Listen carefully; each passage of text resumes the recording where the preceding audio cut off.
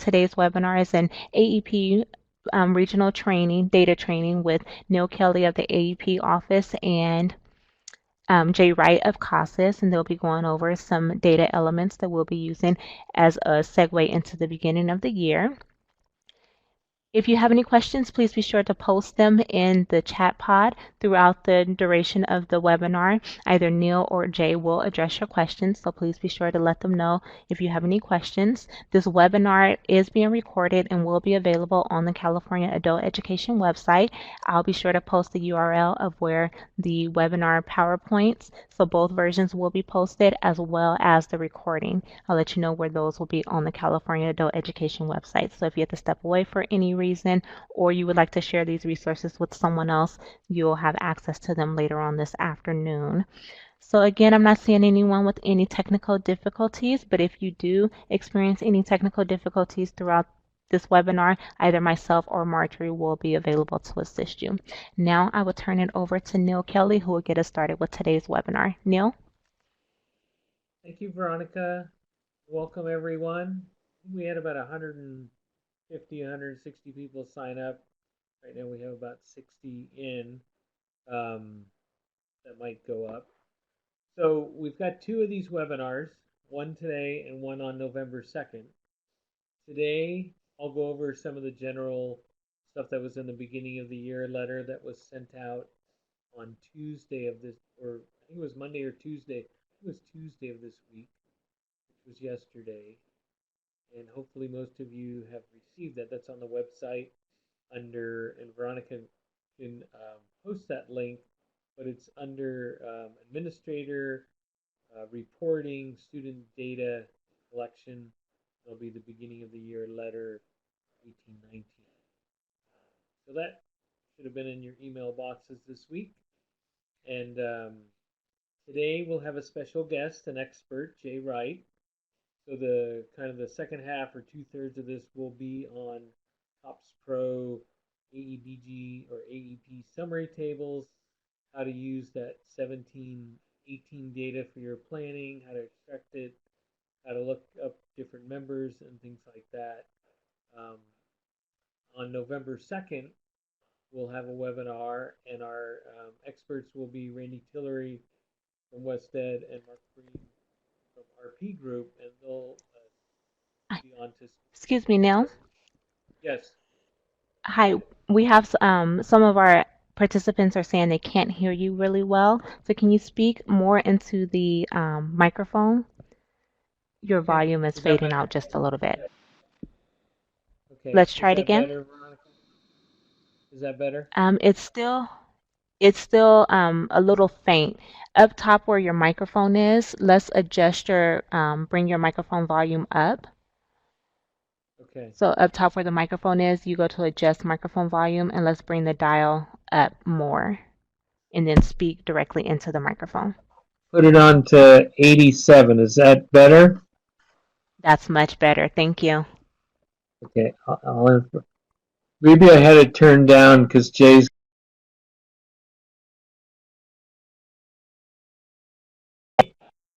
feedback right now. Okay. So here we go. So next, a week from Friday on November 2nd, our experts will be Randy Tillery from WestEd and Mark Breen from RP Group, and they'll specifically address MIS issues that you're having reporting. I'll talk about them today a little bit, but I won't get into too much depth on that, and so we're inviting Randy and Mark to address that on November 2nd. So Veronica can give you a link to not only the beginning of the year letter, but she can give you a link to the webinar registration for November 2nd if you wanted to do a deep dive on MIS reporting for that webinar. So with that said, let's look at the agenda today. I'll talk about general student data reporting that was in the letter that was out this week. And I'll also cover the MIS reporting changes, and then wrap up with 3-year planning and data tools training. And then I'll hand it over to Jay, who will do a TOPS Pro reporting overview, talk about short-term services, talk about adult ed reports in TE, and also consortia level reports in TE. So if you're on this webinar, Veronica would have sent you two files. One file is the slides that we're covering today, but then there's also another stack of slides that is more extensive that we usually do in a 3 or 4 hour workshop. And Jay can't get to all those slides today, but he wanted you to have those slides as a resource. So when you're going into TE and looking up summary tables and trying to download data or look for data, those slides should be a good resource to use. And I'll let Jay cover that in his segment. So with that, and Veronica did list the registration for November 2nd as well as the, Veronica, could you list also the beginning of the year letter that's on the website under administrator and student data reporting for 1819? That'd be great. Thank you. Okay, so here's the letter that went out this week, beginning July 1st. For 1819, all the K-12 county offices and any JPAs are required to use TOPS Pro Enterprise to collect and report adult learner demographics, barriers, program outcome information. All the stuff you've been doing is still required to be in TOPS Pro for K-12 adult schools, county offices, and JPAs. The big change is community college districts are required to use their Chancellor's Office MIS to enter their learner demographics, barriers, program outcomes, and information. So that's the big change there, and Veronica listed that letter that was sent out to everyone. So this is how this affects the WIOA 2 grantees that are community colleges. So if you're a WIOA 2 grantee, that's a K-12 adult school, community college, county office, or a CBO library, whatever WIOA 2 grantee, you will continue to report student data and program outcomes in TOPS Pro Enterprise, and you'll continue to use the costless assessments as directed by the California Department of Education. So if you're a WIOA 2 grantee, nothing has changed. You still have to go through the same process using TE, using costless assessment, following CDE's guidance on that. But if you're a community college district, and even though you're a WIOA 2 grantee, you're still required to use the Chancellor's Office MIS system to enter that same adult ed learner demographics, barriers, outcomes, things like that. And so that adult ed program data that you would be putting into MIS would also include the same data that you're reporting into TOPS Pro. So you kind of have to do it twice. You have to report for the grant through TOPS Pro based on CDE's requirements, and then for the adult ed program, you have to report using if you're a community college, the MIS system. And I'll get into why we're doing that. So far, no questions, which is good.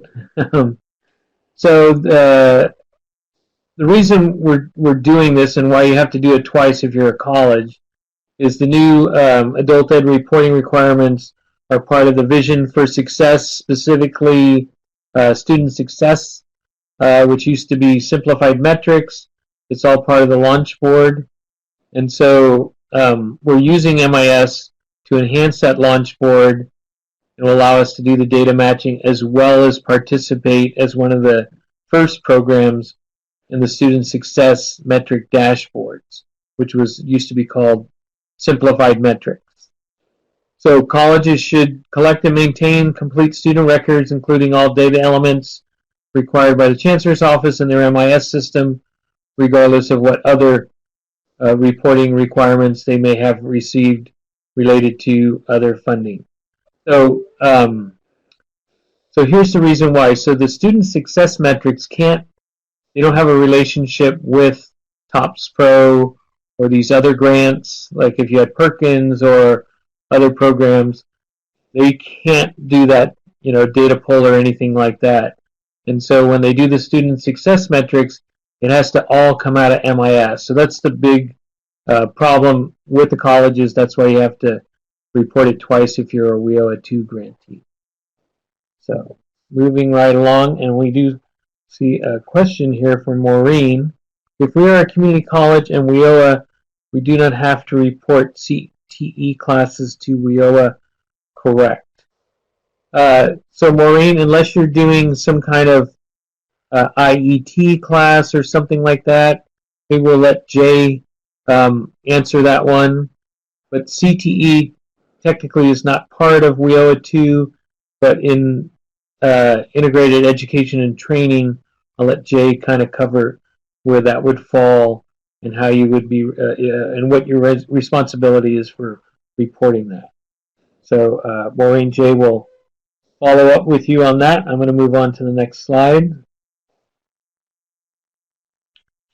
So here are the reporting dates for TOPS Pro.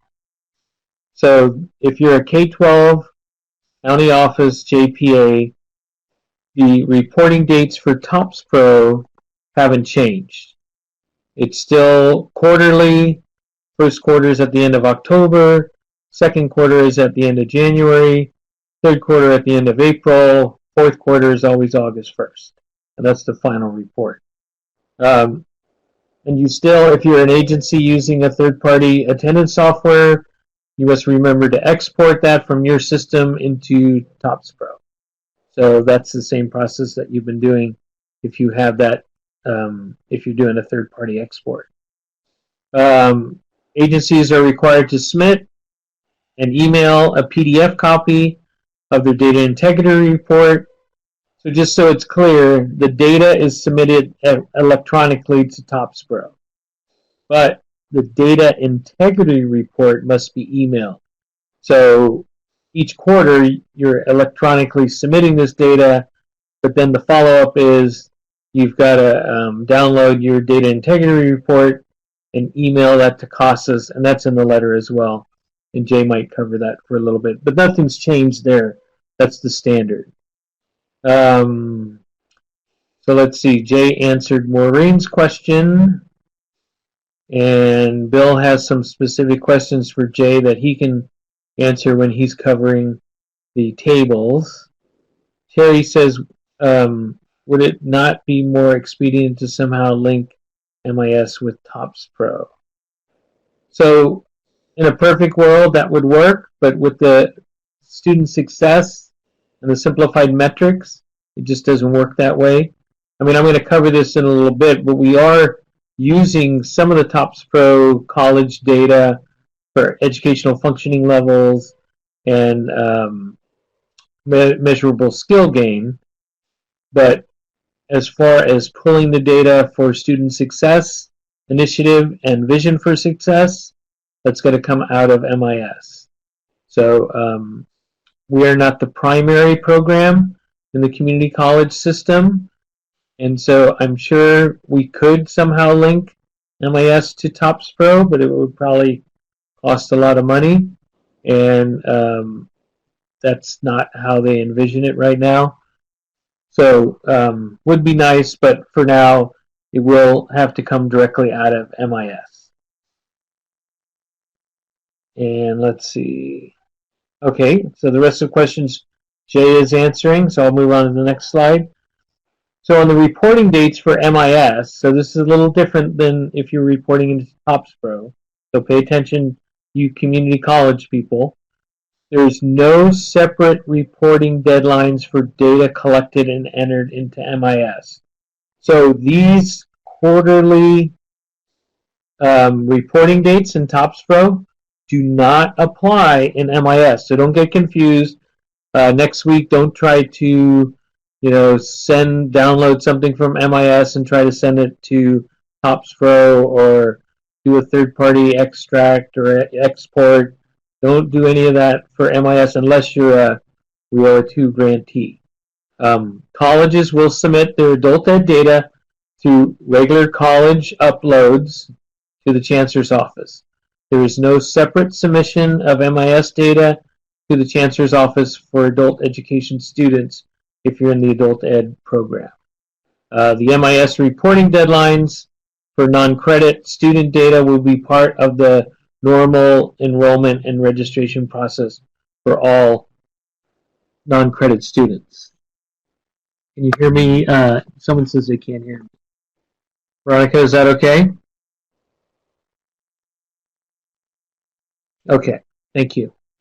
So all community college uploads, or all community college will upload their MIS records approximately, and you have to check locally how this is done, but it's usually done at the end of the term, and I think it's approximately 30 days or so, depending on your IT department and your researchers and how they schedule this.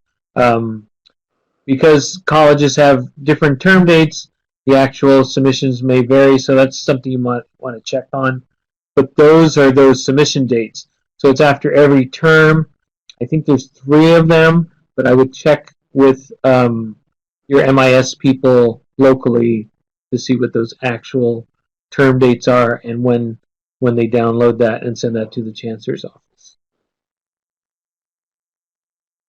Okay, so any tips for colleges regarding the MIS reporting requirement? So here are the tips.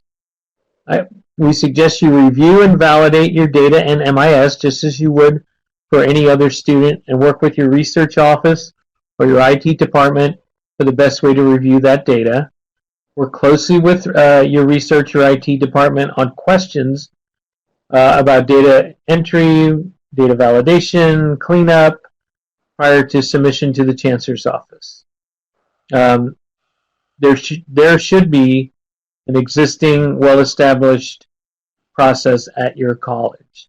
So tap into that college process and make sure your new data elements are in the local system to ensure that MIS is reporting the data elements that are aligned with adult ed. And if you want to know what data elements they are, let's see, I think I have them here. We'll cover them in a second. But a couple other tips. Every college has its own timeline for when you pull the data from your local system and prepare to send it to the Chancellor's office. You should communicate with your research or IT office to find out your internal deadlines, and we kind of covered that in the previous slide. And because of the variation in submission by institutions, we strongly recommend that practitioners review and update their data at the end of every term and ensure data uploads for your institution are complete. We kind of covered that one as well. So here are the new MIS flags. They were actually available in, I guess, earlier in the year, in March. The Chancellor's Office sent out a memo dated March 2nd of 2018. This is on our student data reporting website. And they also did a webinar on March 22nd to cover these new flags: barriers to employment, pre-apprenticeship, educational functioning levels, participation in IET. So these are all the new flags that your district should have uploaded to your local MIS system so you can talk to the state MIS system. So go back to that memo on March 2nd and the webinar that was archived for March 22nd. So that was quite a while ago. So we're talking 8 months ago, or 7 months ago. Okay, so C. Harris, I have been unable to find an official crosswalk between TOPS Pro fields and the new required MIS fields. Costas says they don't have one. TAP says they don't know one. Is each community college on their own for determining how to port TE fields to our SIS and MIS then? So we're not recommending that you do that. There's no need to try to import your TOPS Pro data to the MIS data. And if you want to wait till November 2nd, I'll have the experts explain the technical reason but we're pulling all your adult ed data from your MIS files. So all that information for adult ed in those 7 program areas and non-credit should really be in your MIS system anyway. You shouldn't have to do it. You shouldn't have a standalone program for WIOA 2 that's operating outside the community college system. So I think save your question, or you can email TAP, and I think we did forward your question to Randy Tillery, and if he hasn't gotten back to you, we can resend that to him. Veronica was following up on that, and maybe Randy hasn't gotten back to you. But I don't think, according to the experts, we want you to try to import data from TOPS Pro to MIS. In fact, if you go to the letter, there's a frequently asked question that specifically addresses this, and it says, no, you cannot export TOPS Pro data to MIS. That's not going to happen. And so you can refer to the letter and the FAQs. You can tune in to November 2nd and talk to our experts, or you can also send a follow-up question to TAP, and we'll follow up with our data people in the Chancellor's office. Okay, so Stephen says, for colleges, those students who receive services like transition services without any enrollment, then do we still report through TE? So I'm going to address that in a slide. I think the next slide, Stephen, or maybe the slide after. But just not to keep you in suspense, no, we won't report through TE. I can give you a couple of options, but I'll get back to your question in a second. Oop, I jumped ahead there. Okay, so reporting. Let's see if I missed this. Okay. So reporting MSGs in MIS. For MSG reporting in MIS, the Chancellor's Office has created student data element SA07. And so SA07 allows the college to identify educational functioning level of the student based on the cut score. If you're a WIOA 2, you know what I'm talking about. SA07 should be entered for the student upon their initial assessment, and every time the student is reassessed using that same instrument. It creates a date stamp every time the student record is updated, and that record identifies when the student has been assessed at the higher educational functioning level, and that is captured and reported into Launchboard. So hold on to your hats, because when we tried this, people realized there was a problem. So when SA07 was created, the design team was unaware that there was a logic check, an internal logic check that we had in MIS for a value for SA01. And SA01 is tell us what assessment tool, approved assessment tool you use. And so that has caused a lot of colleges that use some type of assessment, and it's not on the SA01 list, and so they can't get past that to enter the SA07 information. Because the assessments for EFL attainment are not being used for placement because of multiple measures, we believe this logic check should not be in place and are working with the Chancellor's Office for a fix to this issue. So yeah, we're working on this, but I think this only affects if you're a non-WIOA 2 grantee using a federally approved assessment. If you're a WIOA 2 grantee, from what our data experts have said, and they will be on November 2nd, they said we can still pick up this data from our export at the state level from TOPS Pro when we do the data match. And so we should be able to grab this data, at least for data match. I'm not sure how that works. And for the lady from, or the person from Miracosta, this still doesn't allow you to do that export from TOPS Pro to MIS. But we have this data matching MOU that allows us to look at the educational functioning levels in TE. And so the SA07 is still an issue but there is an ability to work around it with the WIOA 2 grantees. And I can't get into any more details on that because I'm not a technical expert, but that's why I've invited experts to come on November 2nd and go into that in detail. And they believe they can work this out by the end of the fall term. So hang in there about that. And let's see. Okay, I'm going to move on to, I think I'm going to address Stephen. Here we go. So specifically to Stephen, but others may enjoy this slide. All colleges have the ability to create student records manually for students who do not enter the college through the regular application process. There are specific data elements for non-credit student support activities in MIS that can be used to capture the work you're doing with students for transition support. So in Stephen's case, the college is going into the adult school, doing some transition courses. These students are not enrolled at the college. They are eventually, hopefully, going to matriculate to the college and enroll.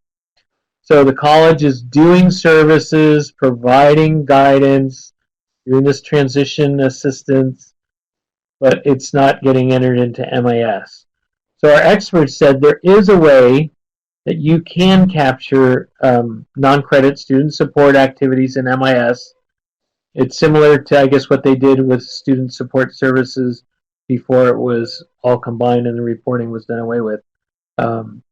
But they suggest you talk to your research, IT, and counseling department at the college to identify the preferred process for your institution. So if the IT people don't know what you're talking about, you might want to go to the counseling department because I think they might be familiar with this process because they provide a lot of student supports to students that might not be enrolled. So the state level adult ed data and accountability committee is in the process of developing recommendations to the field for what student support activities are important for college and K-12 practitioners to track and record in TOPS-Pro and MIS. So more to follow on that, but I mean Jay's going to kind of cover what we think are the top ones that might get refined by this committee. But back to Stephen's question. Exactly, Stephen. So it sounds like we are using SSSP services, which is correct. And so if you can figure that out, that's the method I would recommend. If your college can't figure this out and the counseling department and the IT and the research is not working, you can always kind of do what, in Stephen's case, the college was doing. They were letting the adult school record the services in TOPS-Pro. Nothing would show up in MIS, but it would show in TOPS-Pro as a service that was provided by the adult school.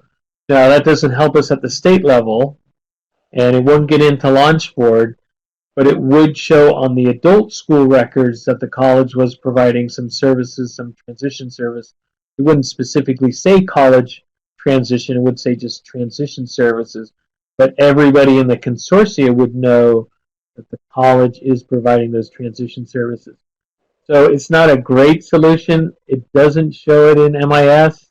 It does kind of penalize the college, but for local governance, if you have an issue where people are saying you need to report those college transition services, that's one way of doing it. I think we recommend, like Stephen's saying, using the SSSP service that they used to use that's still available in MIS. But if you can't get that going, there's always that workaround. There are some cons to that, but that is an option. So I think we're getting close to Jay, and I want to give him a full hour because he does have a lot of information. So very quickly, some of you have attended the 3-year planning, the data tools training with Randy and company. It's just not Randy. We still have a lot more training dates coming out in October, November. It will cover tools related to 3-year planning, community need, data tools, labor market, supply and demand tools, the adult launch board or the pipeline, And then it's training to help practitioners understand how to use community, economic, and student data for planning. So with that said, I will mute my mic, bring Jay in, and go to the chat. Okay, I guess before I start getting too far, making sure, can everybody hear me okay? Obviously, I'm on a different computer, different microphone, etc.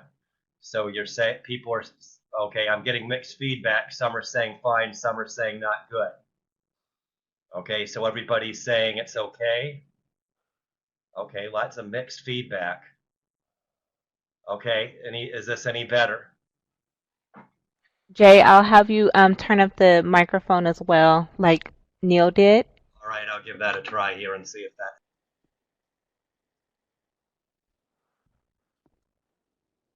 Okay, is that any better?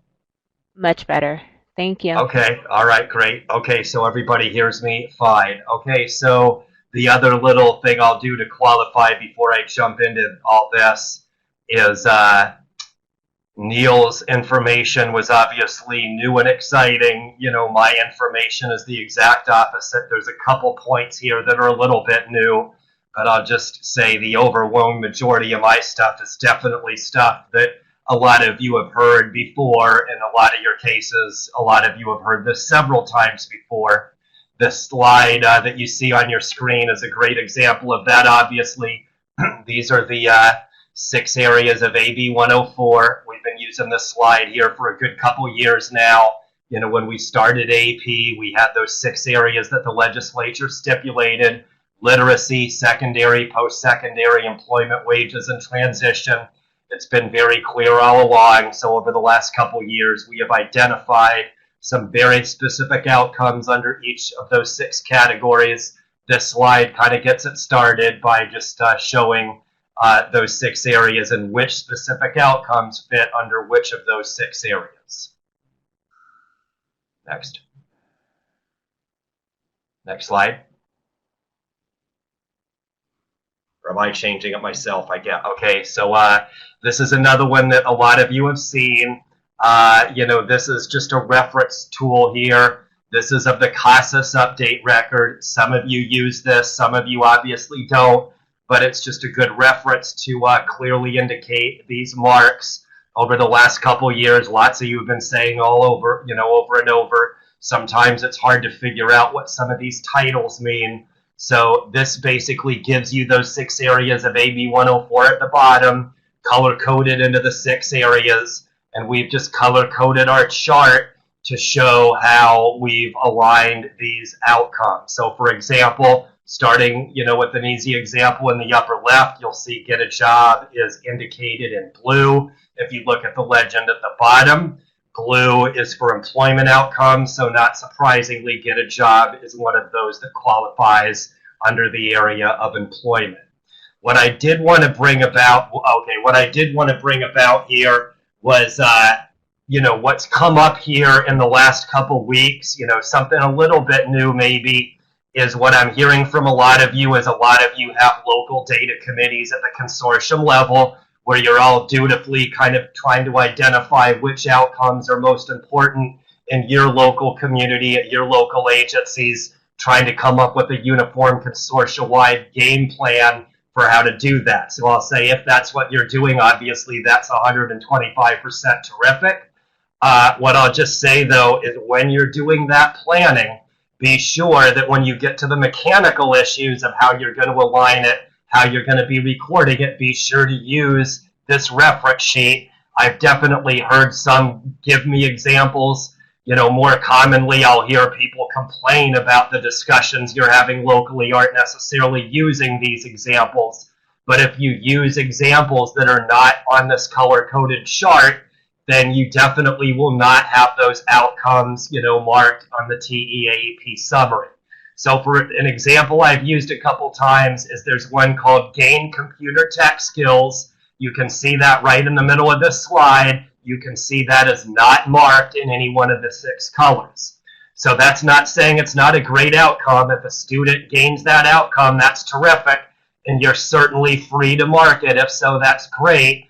But if so, it's not going to be recorded as an official AP outcome. It's not, something that we've aligned to those AB 104 outcomes. So the word we've used a lot is the word retrofitting, where a year and a half ago, we retrofitted all these AB 104 outcomes to this, to these results. The titles we have are the federal federal titles used for WIOA reporting. So we've done some retrofitting. We've done what we think is, a logical, alignment where the outcome we've indicated on this sheet does align to what the actual outcome is. Some have, some feel, we've done a better job than others, obviously. But for now, we've got to stick to the way we've aligned it.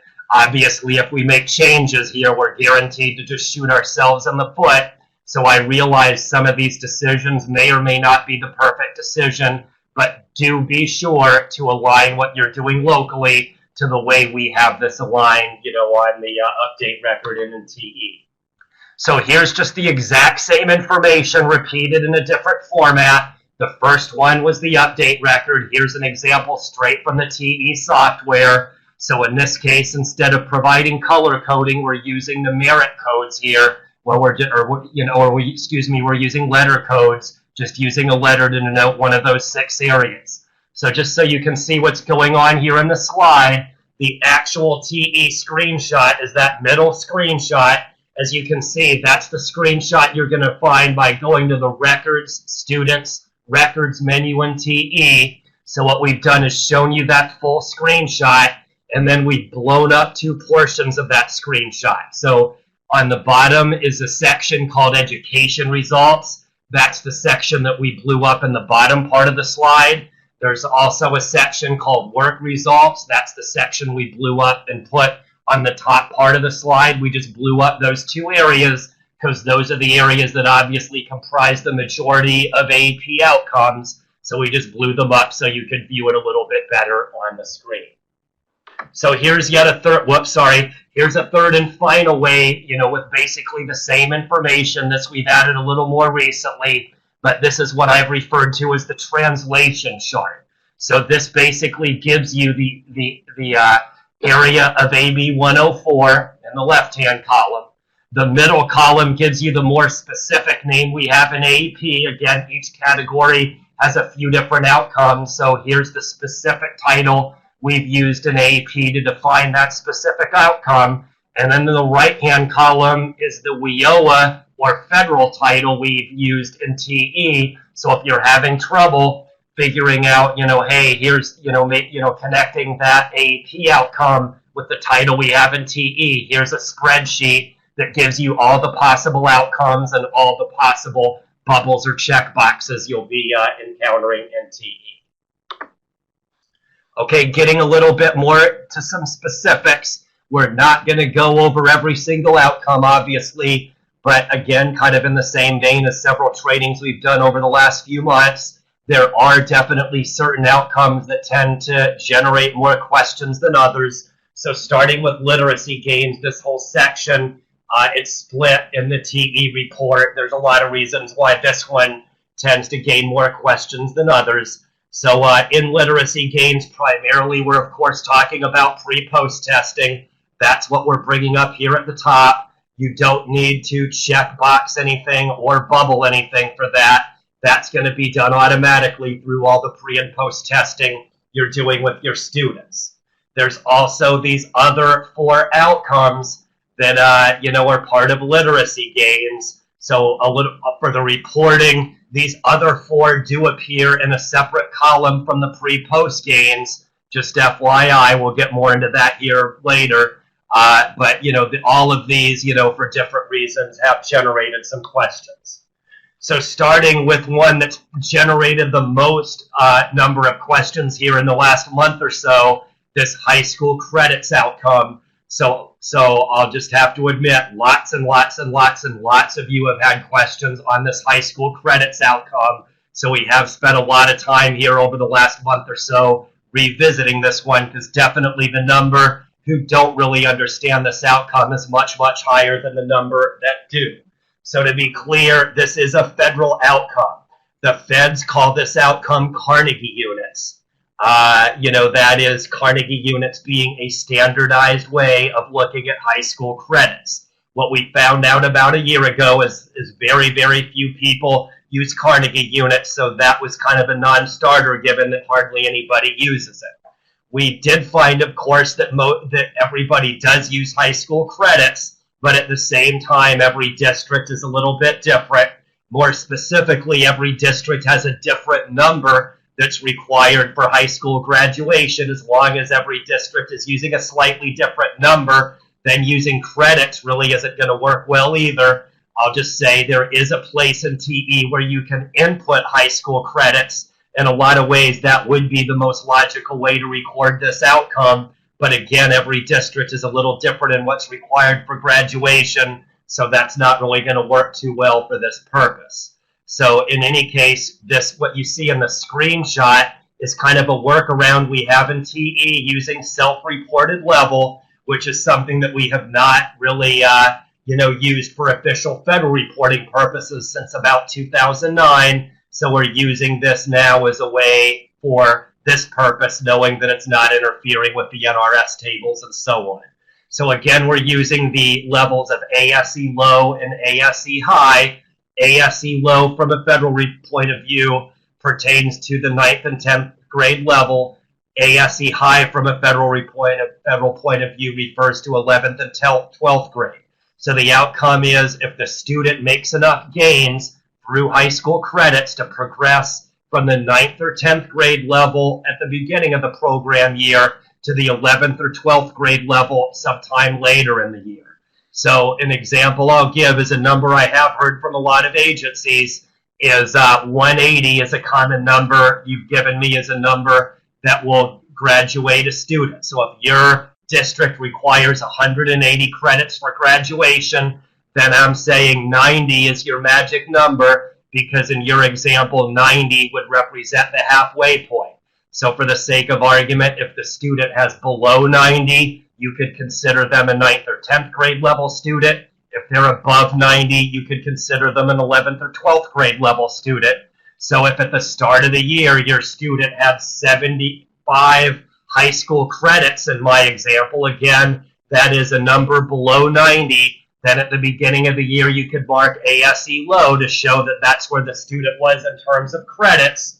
And then we'll just say sometime later in the year the student had 125 credits.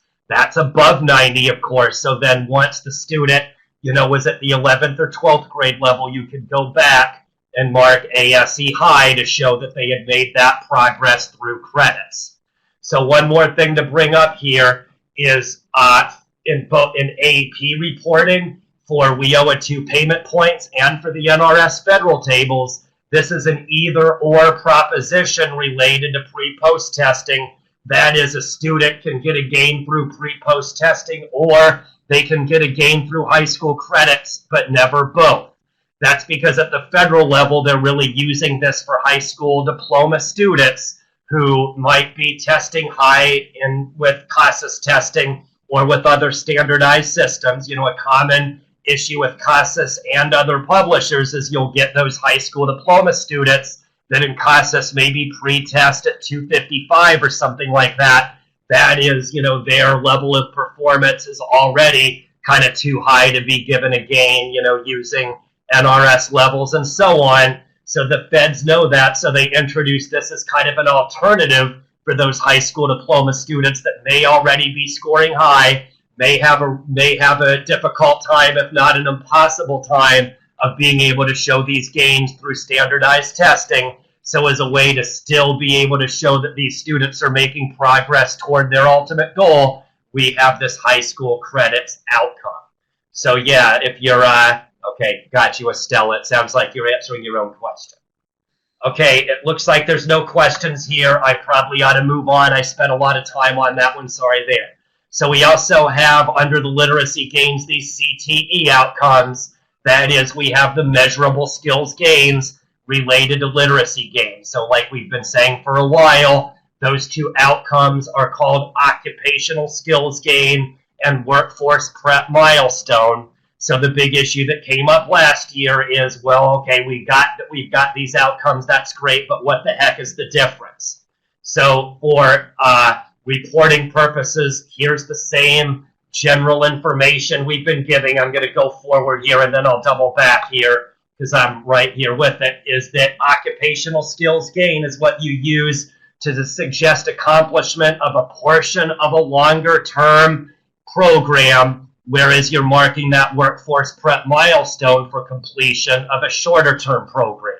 So in the first one, the example here, we'll say we have a welding student who's in your CTE program. We're just making this up, but we'll just say that welding program lasts 5 modules or 5 semesters. So in this example, the student has finished that first semester. They're basically complete with Module 1. They're ready to move into Module 2. So you use your skills check, or maybe you're using CASAS testing, or maybe there's some exam you made up at your own agency that you use for this purpose. But either way, once they show that they're ready to move out of Module 1 and into Module 2, that would be an example where you can show an occupational skills gain.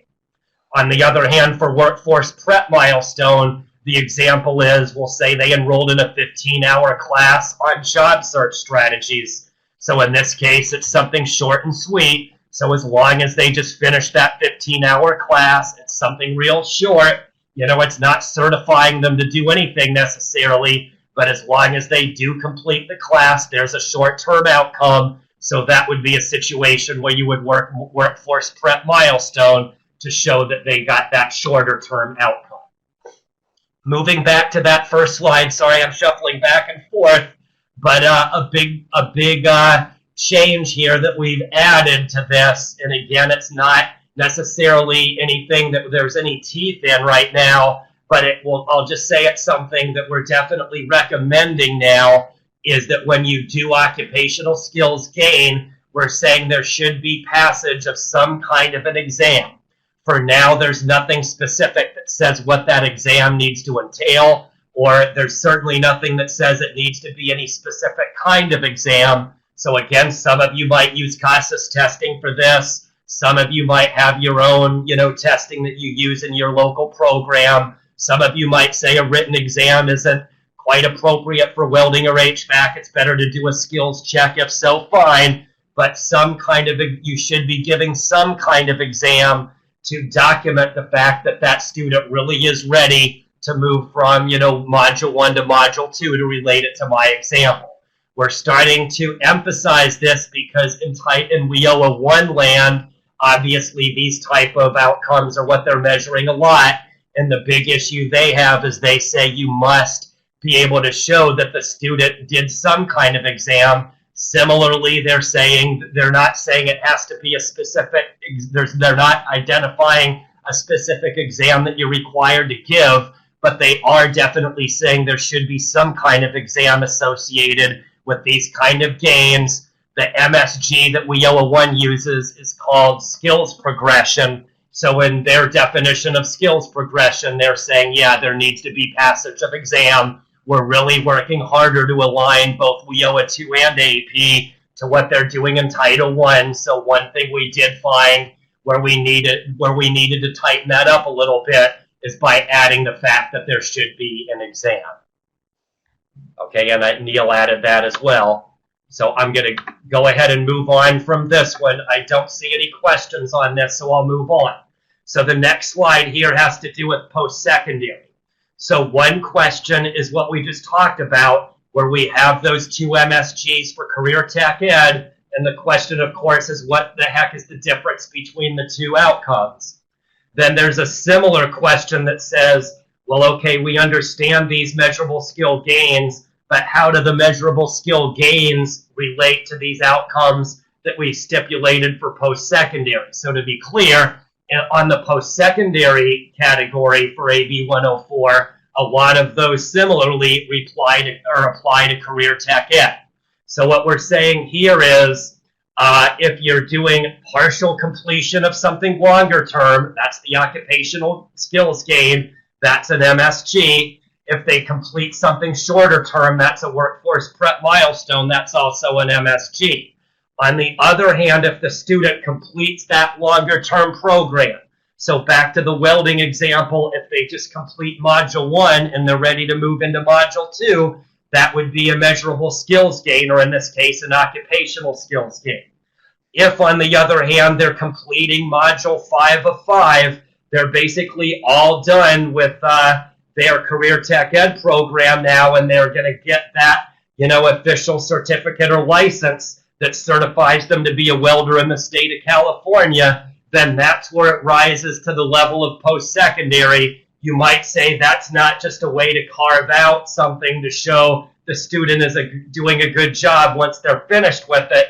Then they've achieved that final prize outcome. So you can mark one of these under post-secondary to denote that rather than a measurable skills gain. And then we added that slide from the accountability training we did regionally a year ago that lists some of that criteria you can use to show whether it rises to that level. We're suggesting things like Perkins, COE reporting, something from the ETPL that WIOA 1 uses, or on the college side, there's that 48 hours rule. You could use either one of those as a rule of thumb to show whether it's rigorous enough to be a full-fledged post-secondary outcome versus something that's less than that and is really just a measurable skill gain. Okay, no questions, so I'll keep moving. Another area that has been of concern is this area of transition outcomes. So to be clear, we've got 3 different ways in which a student can achieve transition. So you can transition to ASE, CTE, or college. So start with the ASE one. That's the one that's under the hood. You might say that's a quote-unquote internal transfer from a WIOA 2 point of view anyway. So that when you're not bubbling or checking anything, that's going to be under hood automatic. But bottom line is, for students that start the year either in ESL or ABE, and they finish the year either in high school diploma or high school equivalency, that would be considered a transition to ASE. And I'll just reiterate, that's not something that you need to mark or bubble. That's something that's done automatically under the hood. These other 2 transition outcomes, on the other hand, though, I think if it's exactly at the same time, Cindy, technically I don't think that would work, but I'll just say it's very loose here, where as long as the HSE or HS diploma enrollment occurs later than the ESL or ABE enrollment, it will be credited. If it's exactly the same time, then I guess that's not really a transition. That just means they're starting things at the same time. I guess that's the best way to answer. Anyway, for CTE or college, you can see there's a few different things that you can mark for either one of those. So illustrating that, a big confusion point with this is we had some exceedingly long laundry lists last year that we were using to define these transitions, again, because the laundry lists that we were giving were so long. We use this visual now to show, these outcomes. So maybe it'll work, maybe it won't, but anyway, what we're saying is if the student's starting point is at one of those blue boxes to the left, and the student's endpoint was in one of those 3 red boxes to the right, that would indicate a successful transition. So for starters, the starting point for the student would either be in K-12 adult education or non-credit community college, ABE, ASE, or ESL. If any of those students from either adult ed or non-credit college transitions to either K-12 adult ed CTE or community college CTE, then that would be considered a transition to CTE. If either one of those starting points, if the student was at either one of those starting points and moved forward into 4-credit community college, then that would be the example of transition to college or transition to credit. Again, it needs to be in 4-credit.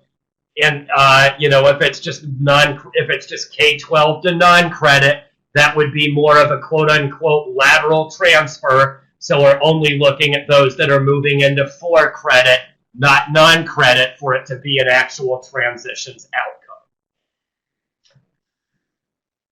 Okay, okay. I mean, I think it needs to be a little bit later. It just needs to be one day later. But if it's exactly the same time, again, I'll just say that's great that they're doing it. But the transition suggests they're actually moving from point A to point B, not just at the same place all year long. I mean, I just say yes, that's great, but it's not technically the specific outcome. Okay, so moving on here to services. So if you have more outcomes questions, maybe things I didn't cover, feel free to ask. But that was what I was going to cover for outcomes. That is just sort of honing in on the ones that seem to generate all the questions. So I'm moving on to some issues related to services now. So of course, Neil from ESL to C. No, again, it's the automatic is just for the transition to ASE. If they're transitioning to CTE or college, then yeah, that would be a bubble you would need to bubble, or a checkbox you would need to check. Just to be clear, I'll just move back a couple. It's not that far away. This is where you could go, you could check one of those three for the CTE transition and one of those two for transition to college. Okay, so moving on here for services, that here's the general area. We're looking at supportive services, training services, and transition services. Neil talked a little bit about the basics here.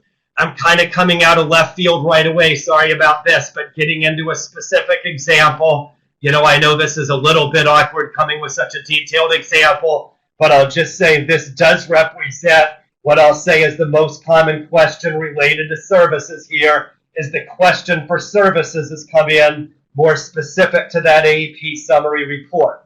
So here's the right-hand section of that report where we're recording services. And so just to be clear, you've got that column M that basically shows the number for services overall. And then you have those 4 columns to the right there that are getting into those individual categories of services. So the real basic question that comes up here a lot is the short answer or question you might say is the math never seems to add up. That is, intuitively you look at those right-hand 4 columns and you expect column N plus column O plus column P plus column Q to always equal column M, and definitely there is a scenario where that would be something that would be intuitive to a lot of folks here. So in any case, by looking at those numbers, sorry, my phone rang. That threw me off a little bit. So again, the math isn't going to add up. If it adds up, it's just because you got lucky. That's because we have different ways of accounting for it.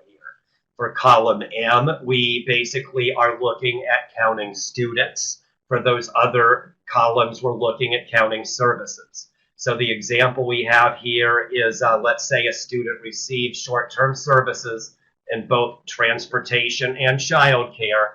As an aside, those are both supportive services. So they will get counted, but column M will look at this one time, given that it is one student receiving those supportive services.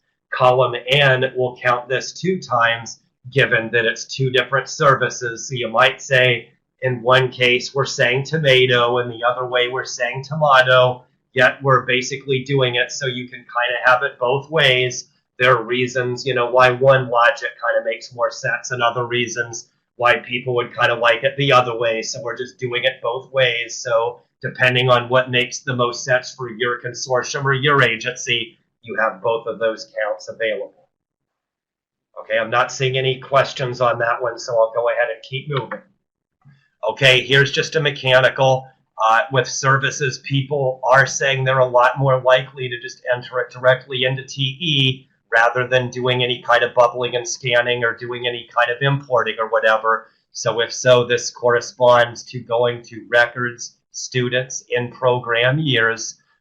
That's the menu item in TE where you can find the services. We're also continuing to show that update record field number 8. That's what we were showing last year when we first brought up this information.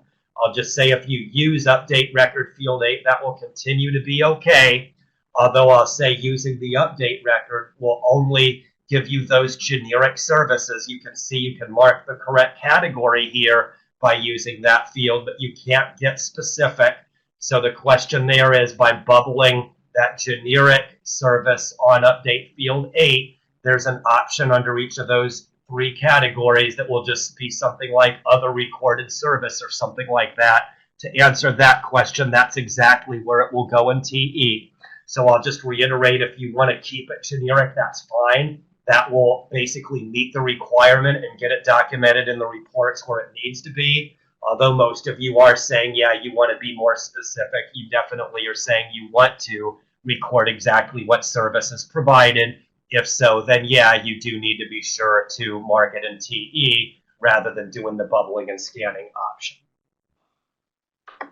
Okay, moving along here, some basic definitions of the types of services. Again, lots of different possible services, so we're not getting into each one, but we will define these 3 categories. So starting with supportive services, the short answer is the supportive services are the ones you're providing to help the student with his or her own personal needs. That is, you're doing legal counseling, fiscal counseling, providing things like transportation and childcare and so on.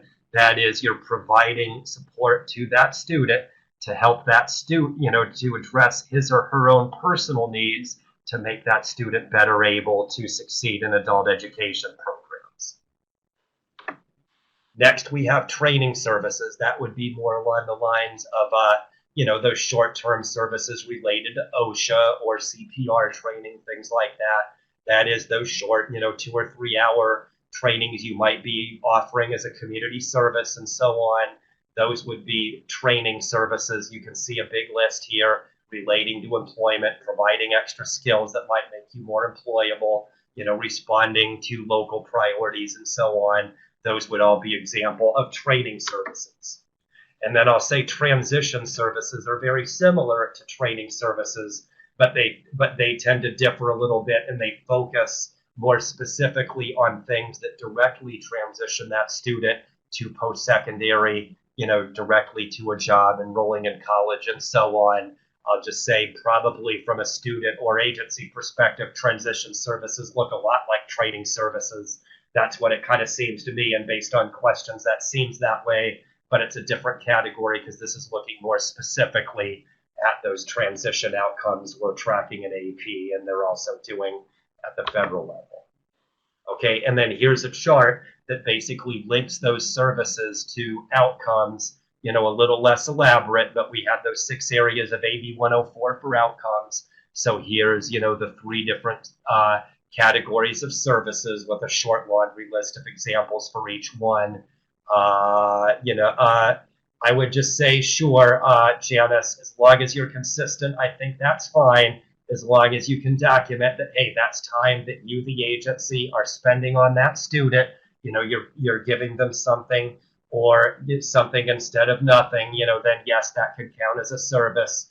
I'm not, there's obviously several different things you could potentially use for that. I'll just say my suggestion is just to stay consistent and use the same one each time. Okay, so making a little bit of a transition here. We're transitioning out of outcomes and services and getting into some maybe more TE specific information. We're starting with another oldie but goodie here. This is one that I know we've talked about, double digit number of times, or more. But in any case, this is that AEP summary. This is the one that we've been suggesting that everybody use to monitor their AEP performance. As we've said, there's 3 different sections of this report. The way we've been describing it over time is we've got high bar to the left, middle bar in the middle, and low bar to the right. That is, different levels of effort required to qualify for these different sections of the report. So the left-hand section is where we're measuring literacy gains or pre-post testing. That is, the outcomes that you're getting through pre-post testing. So on this section, it's requiring everything that the federal NRS tables require. That is, it's requiring demographics, it's requiring 12 hours, and it's also requiring information related to pre and post testing. We're requiring all this for this section, of course, because this is the section that's specifically addressing pre and post testing. The middle section are where you're reporting basically all of those AEP outcomes that have nothing to do with pre and post testing. So for that, it's similar to the left-hand section. It requires demographics for each student. It requires those 12 hours, but it doesn't require anything related to pre and post testing. That's obviously a big difference. So I'd say it's a lower bar than the left section. Then for services, that's where you have your even lower bar. For services, technically, as long as you have a unique student ID and you have a correctly recorded service, you'll get in this services section. So it does not require demographics. It does not require hours of instruction. It doesn't even require program enrollment or class enrollment. Again, as long as you have a unique ID with a correctly recorded service, you're basically good to go of getting that student to qualify in this section. Related to a couple of these questions that have come up during the training, I'll just say what most of you have concluded is that, yes, it is better to include those basic demographics. If you have that for these students, definitely better to include it than not include it. A lot of you are saying there's lots of good reasons to attempt to indicate the program and indicate the class and so on. So the majority of you are definitely doing, though, that. If so, I would say great. But I'll just say as a requirement for what's absolutely necessary to get recorded, you only need that basic information. A lot of you have brought up, certain ways of, doing these trainings and so on, where it's not that easy to get that information. So knowing that it's a nice to do, but not necessarily a requirement. Okay, moving along, we're moving along to the data integrity report here. Again, this is the one that we're requiring with the quarterly and end of year submission. So everybody is obviously already familiar with this one, whether they like it or not. So here's the screenshot. Hopefully you're all familiar with this one.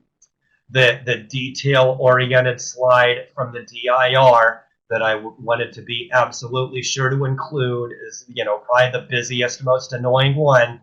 But it's, the one that I think is the one that's most important to really understand the DIR. I've been saying that a lot more lately. That is, in order to understand the DIR, it's really, really important to understand this top section. If you kind of know what's going on up here at the top in this summary information, it's easy to figure out what's going on with the rest of this report. But if you can't quite figure out, this top section, you're going to have a really hard time having the rest of it make sense. So again, this summary information is where we're reconciling all the information. Sorry to throw math in here, but from a math point of view, all we're doing in this top section is we're basically, playing around with the numbers and going through a series of steps so that we can be sure to have a uniform common denominator for all 27 items on this report. If we don't keep the denominator consistent across all 27 items, the report really isn't going to do what it's intended to do at all. So for starters, we have the students and the services section. That's just specifically where we're doing. So in the previous slide, we talked about how the services section is far and away the lowest bar. So the analogy I've been using is a fishing analogy, where by doing that, what we're doing for starters is we're just casting a very wide net. What we're doing in that very first step is we're just doing everything we need to do to make sure we catch every single fish that's anywhere in that ocean we're fishing in. We're not worried about whether we're getting some logs and tin cans and some kelp along the way. If we get a lot of that clutter, that's fine, because what we're really looking for is making sure we don't miss any of them fishes. So that's what we're doing with students in the services section. That is, we're basically casting that wide net to get the number that shows the number of students who have anything to do with AEP reporting, period, that we get by reporting the students in the services section. So the next step is we're weeding out those who are not in those 7 official AEP programs. So again, by definition, students who are AEP students are those that have enrollment in those 7 different programs the state has been defining all along. So that's what we think the logical answer is, to be the body of students we're reporting in the data integrity report. So in this screenshot, it's kind of a bad example. There's only 2 students that are getting weeded out, but for the sake of argument, We cast that wide net. We find 239 students that relate to AP in some way, shape, or form. And then once we do the weeding out, we found a couple here that don't have any program enrollment. So before we compute all these DIR items, we're going to throw those students out again, with the purpose being to get a common denominator for all 27 items. You can see another bad example here. It's all zeros, but just to explain what's going on, you've got these items with zeros that are also indented on the report.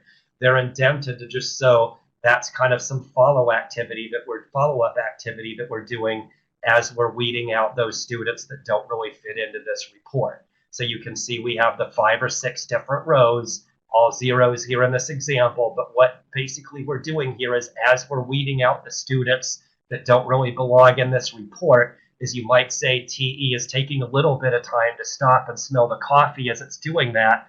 That is, as we're weeding students out, TE is looking for students that maybe, have some things in their data that might question whether we really want to get them out or not. So, hey, we're weeding students out because they don't have program enrollment. We can't really include them in this report right now, but hey, just FYI, here's some students that look like they got a job. Here's some others that maybe made a transition. Here's some that got their diploma, whatever. But those that seem to be obtaining some significant outcomes. So it's just bringing these to your attention that, yeah, at the moment, this is what we're using for the report, but there are some folks that we're weeding out that look like they might be having some significant outcomes that you might want to take extra steps to make sure they fit in here. Okay, and then the result is that number at the bottom. So again, that resulting number in this example, 237 students, that 237 will then be the denominator for all the items on the report. So I'll just go back here. I cut out some of these screenshots. So in this example, that we have one person missing birth date. So we get the percentage by going 1 divided by 237. 54 learners with less than 12 hours, so that's 54 divided by 237, and so on. So I'm not seeing any questions on this, so hopefully that's review. Everybody seems to be doing okay here, so I'll just assume that's the case, and then I'll move on to another AP report. Okay, this is MIS questions, so Neil, all right. So in any case, we've got the barriers to employment report. This is definitely not new. There's not really anything new to show. I think everybody's been using this very successfully. I'll just, what I will add here, that a lot of you have heard me say this at different meetings and so on, is all through the last year or two, we've been talking about how important it is to collect barriers and doing an inventory of folks. It sounds like you're all dutifully doing that. That's great. So there's been a little bit of trust here where we're saying, yeah, it doesn't really directly relate to AP outcomes. If you're WIOA 2, it doesn't really affect NRS tables or payment points either. But trust us, we really need everybody to dutifully collect barriers to employment. You've all done that anyway. What I'll just reference is last month there was a audit, that the Fed or monitoring visit that the Feds did at CTE and EDD for all of our statewide WIOA programs. There were some interviews that they did, and I'll just say that the Feds did definitely go way out of their way to ask lots of pointed questions about barriers to employment. We were able to say, fortunately, we were able to say, yes, we're doing a great job of this, and we were able to provide that statewide, barriers to employment report that showed the 500,000 or 600,000 students that had already recorded it. I'll just say they were very pleasantly surprised by being able to do it. Sorry, maybe a lengthy, unnecessary anecdote, but I'm just using that to underscore the fact that more than ever, it really looks like this is a very important field and going to become increasingly important as we move along. I'll leave it at that, but yes, this is definitely important. And again, if you're like every other group, it sounds like you're dutifully doing so. Okay, here's where I'm going to really kind of go faster here. This is getting into the weeds. These are things we've presented a lot. There is that detailed PowerPoint that Neil and Veronica mentioned at the beginning that really provide you a lot of these gory details with ways to drill down and generate more reports and troubleshoot. I'll just use this to also explain that we are looking at adding some additional webinars in early 2019 that really dig into this. We've had a few face-to-face ones that dig into this. A lot of you have attended those, so what we're really looking for is going to be really digging into those examples and adding lots more examples in future trainings, so you have a lot of different ideas of ways that you can do the troubleshooting. But for now, just sticking more generically, in TE, there's that drill down concept. I think everybody's pretty familiar with this by now. But again, with all of these different AP reports, you can drill down. If you just do that drill down left click, that will basically give you the number of students in that cell. So you can just left click that 102, and that will give you a lister of exactly 102 students. So you can see which students are represented in that cell. Furthermore, you can right click and get even more detailed information. You can choose from 4 different listers and 5 different reports, with pretty much any of those cells in any AP report. With the listers, we have in program years. The short answer is that's if you just want the simple item count. That's not really helpful if you want more details than just the item count. But if all you're looking for is an accurate item count, that top option on that right-click list is definitely the best way to go. Student population corresponds to the demographics lister. So that's what you might want to use if your suspicion is the number seems a little low to you. You thought you had a lot more people enrolled in that program, and or you thought you had a lot more students getting outcomes. But your suspicion is maybe you have students that are missing key demographics. You might want to right click and drill down to student population. That will basically enable you to view the demographics and see which students might be missing those. Student program population, that has to do with program enrollment. So similarly, if your suspicion is your number is a little bit low, but in this case, maybe you feel like maybe you just haven't aligned all your students to one of those 7 AP programs, then you might want to right click and drill down to program population and verify that all the students who are there are basically achieving program enrollment. Last but not least is that student record population. That goes to the records students records lister in TE. That's the lister that basically includes all of those different outcomes we're reporting. So if you feel like, if you see a number is low, but in this case your suspicion is, you've done fine with hours and you've done fine with demographics and you've indicated or enrolled everybody in a program, but maybe the issue is you just haven't been marking those outcomes enough, you might want to right click to that lister, and that way you can specify student by student exactly which ones have been marking those outcomes versus exactly which ones have not. Okay, and then for reports, we've got 5 different reports. Again, real briefly, the monitor is kind of everything you ever wanted to know and more. So that I suggest the monitor generally. If you look at an item and you feel like a number is low, but you really have no earthly idea why, then you might want to start by going to the monitor, because again, it's the one that shows you pretty much everything you wanted to know and more. It has pre and post testing information. It has instructional hours. It has some basic demographics. So that way you can kind of get the full picture of the student. And that's a good way to kind of know, to also kind of figure out what the problem might be. Outcomes monitor and services monitor just give you more detail. If you look at the AP summary, that's just going to give you overall numbers by AB 104 area. If you, for example, want to know, you don't just want to know how many people got employment outcomes, but it's important for you to specify exactly who got a job versus who retained a job versus who entered the military, you can right click to the outcomes monitor to get that more detailed information. The services monitor does the same thing. It just drills down to those different services. Again, it doesn't specify which services on the AP summary. So if you right click and drill down, that will give you the more specific services. Assessments audit, I say use with caution. It's one that a lot of people have had a lot of trouble with. It's basically getting information straight from the NRS tables. So it includes things like periods of participation. It includes a lot of those federal rules. So that's probably why some have been confused by this one. But if you're looking at getting more details related to how well or not so well you're doing the pre and post testing, that assessments audit might be a good place to go.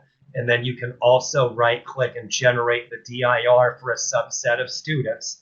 So if you're looking at this and you're kind of feeling like, well, hey, ESL looks pretty good and HSE looks pretty good, but for whatever reason our ABE data is really weak, we need to focus on ABE. You can right click, for example, on those learners enrolled in ABE and select the DIR, and that will give you that full data integrity report, but focus only on those students included in that cell that you right clicked.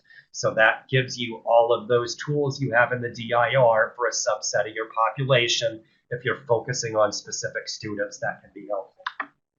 Okay, we also have consortium manager reports. You can email aebg@casas.org if you're interested in this and you haven't done so already. I'll just say anecdotally about half of the consortia have done this, about half have not yet done it, but there is a place where each consortium can basically access these reports from a consortium level.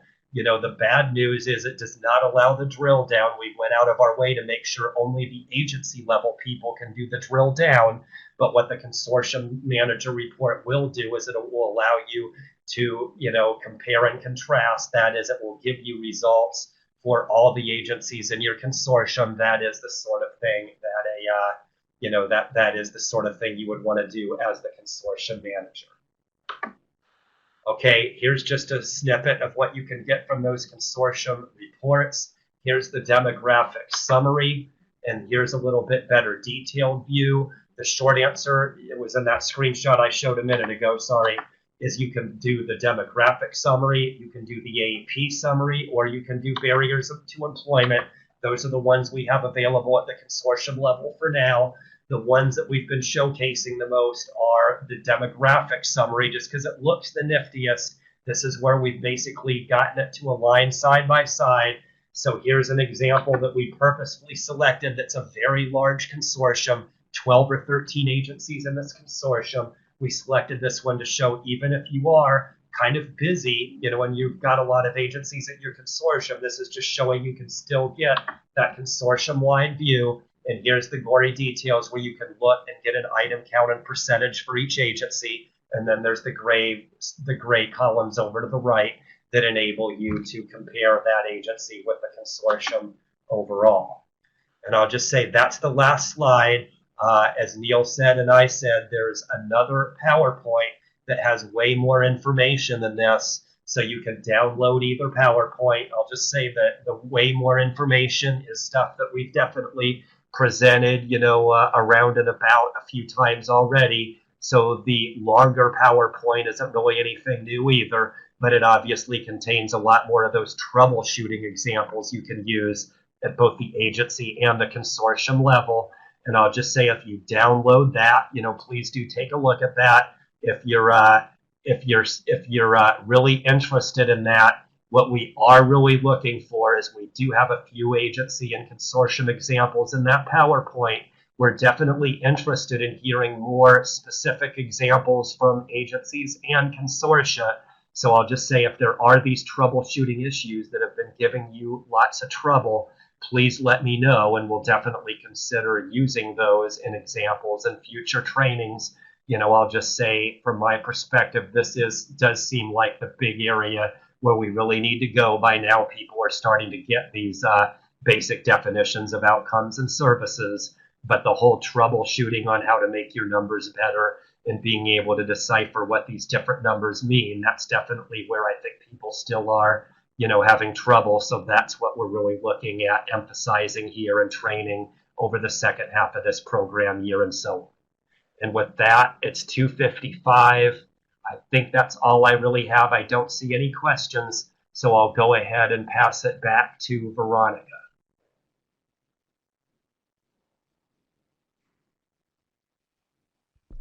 Thank you, Jay. And thank you to everyone for attending today's webinar. Neil and Diana have both posted the URL to register for upcoming webinars. As Neil has stated previously, there will be a webinar next Friday, November 2nd, and it's another beginning of the year webinar, but it will be focused on MIS, and he has some guests that will come on to discuss with you the various MIS elements. In addition, TAP has received several requests regarding instructor level data tools, and so Jay, as well as Kathleen Porter with Poway, and also a member of the Education to Career Network Consortium, will be on Monday and Tuesday, October 29th and 30th, to introduce some data tools that instructors can use so they can use the data to inform their instruction. So if you have any instructors in your consortium or at your schools/agencies who could benefit from these webinars, please be sure to have them register and attend the webinars. They're both on Monday and Tuesday, October 29th and 30th, and they're scheduled later in the afternoon, 2:30 to 4, to accommodate instructors' schedules. So please be sure to share that information.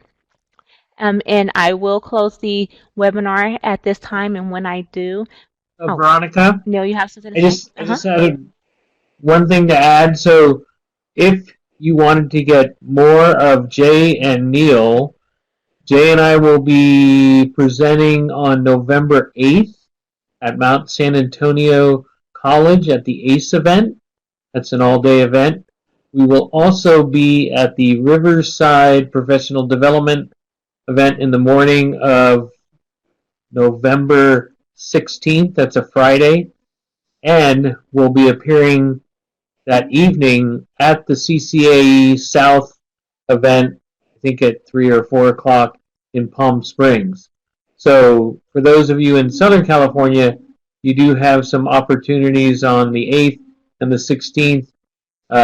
If you liked what you heard today, or if you didn't like and you want to voice it in person, you can come to those events and talk to us then. Jay, anything else to add? Sorry, I had to unmute myself. No, I don't have anything else, I don't think. With that, thank you, Jay. Thank you, Veronica. And Veronica, you can close out. We look forward to seeing everybody or talking to everybody next Friday. All right. Thank you, everyone. Have a great day. Thank you.